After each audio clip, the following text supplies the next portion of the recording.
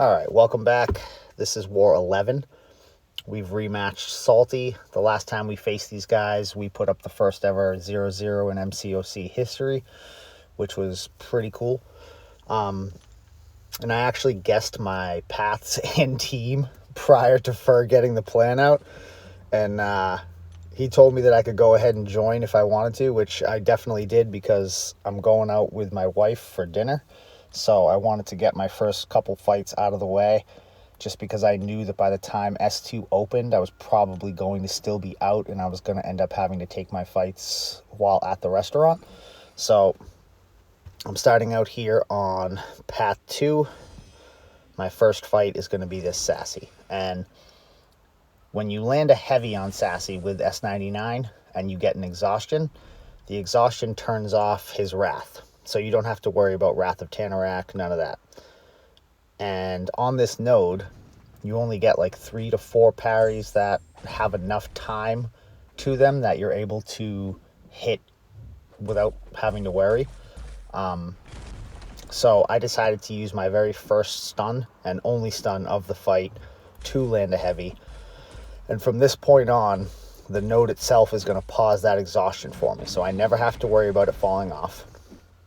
And now you can approach the fight however you want. You can either hit his block, you can hit him normal, however you want to do it. Now, I opted to hit his block and build up ruptures, and then from there, land some regular hits just to push him over the bar of power quicker.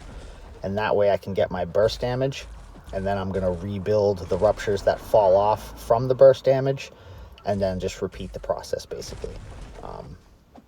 And that way it's going to make the fight faster, just because the burst damage is the big damage, and if you're just letting the ruptures tick away, it ends up being a little bit slower. And then next fight here is this Killmonger. I'm going to be taking him with Warlock. Now I put tech boosts on because it's the second to last war of the season, and I don't really use Warlock too much. I think I've used him 4 or 5 times this season, so it's relatively easy to restock those if you're only using him like a quarter to a third of the season. And I figured, why not? They don't necessarily need to be on for this fight. And I use little ones. I think I used a 150 and an 8 instead of a 200 and a 12. Just because I know later on I'm going to be fighting a bishop and I'm going to use a 200 and a 12 for that one. So I figured it wasn't necessary for this one. He goes down there nice and quick. There's really not much to that fight. Just SP2, armor break him. Don't really have to worry about reverb. And then my good buddy Mystic Spider, who is becoming like my good buddy Mangog. Wherever he goes, I go. I've taken this fight quite a few times now. The node is Hazard Shift, Shock, and Bleed. So I can't actually hit him. I can only hit his block, and that is the strategy. I'm going to build up my 20 ruptures. Going to make sure that I keep my wither paused. And then when I push him over the first bar of power, the rupture burst is going to end up taking like a third of his life. And on the way there, the rupture damage will take the other third, and then maybe even a little bit more. And then after the first rupture burst, the fight's pretty much over. Yeah, so he has like 14%, and he's just ticking down. He drops very quickly here. That was like 39 seconds, 38 seconds, something like that. Very quick fight. Next up is Bishop. I take this Bishop a lot too, because people like to put him here. And I use a Power Star 1 for this fight. Normally, in the past, I would have put Suicides on for it, but I've realized that the fight doesn't really need them. I guess if you were going for all-out speed, it would be good to put them on just to shave some seconds off the fight, but they're not necessary.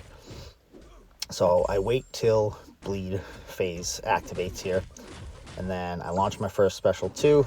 It's going to get me back to another special 2, and I still have time in this bleed phase, and launch my second one. He goes down. Realistically, even if I didn't have time, I'd still launch the second SP2 just because I know it would kill. So it doesn't matter how much damage I take from the shocks during that special 2. And then I have this Rintra here on node 47. So this node is AoE and Rich Get Richer.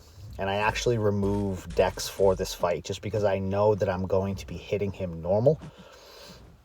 And with Dex on, when you hit him normal and you get his neutralize, because you're trying to trigger a buff, the neutralize prevents you from actually pausing your debuffs. Whereas if you remove Dex, you can still pause your debuffs with neutralize on you. So that's the reason I did that.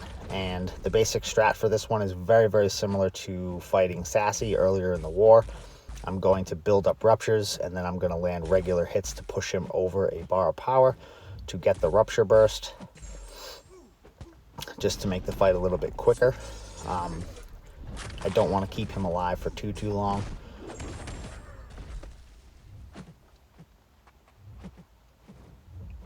And he's going to go down here in a second. That last rupture burst was 44k. That's pretty sweet.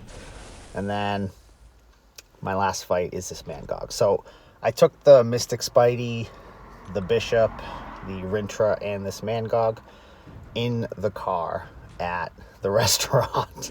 Luckily, I have a very patient wife. She also plays this game, so she does understand, and that's actually pretty sweet to be able to do stuff like this. But yeah, this Mangog fight is, I've done this fight 1,000 times at this point. So much so that I have it down to a science. Just build up my 3 exhaustions, get to my second wither.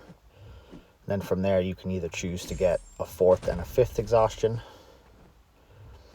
or you could just leave it at 3 exhaustions and 2 withers, and then just basically hit his block, watch his power drain, and let your ruptures deal the damage. But I'm going to let this fight play out, and I'll come back at the end of it.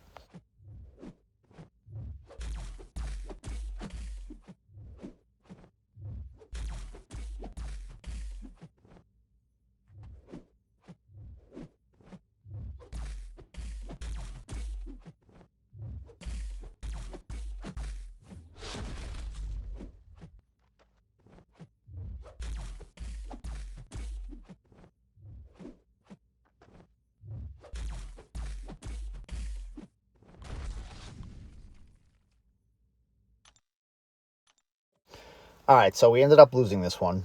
Now, we were still trying.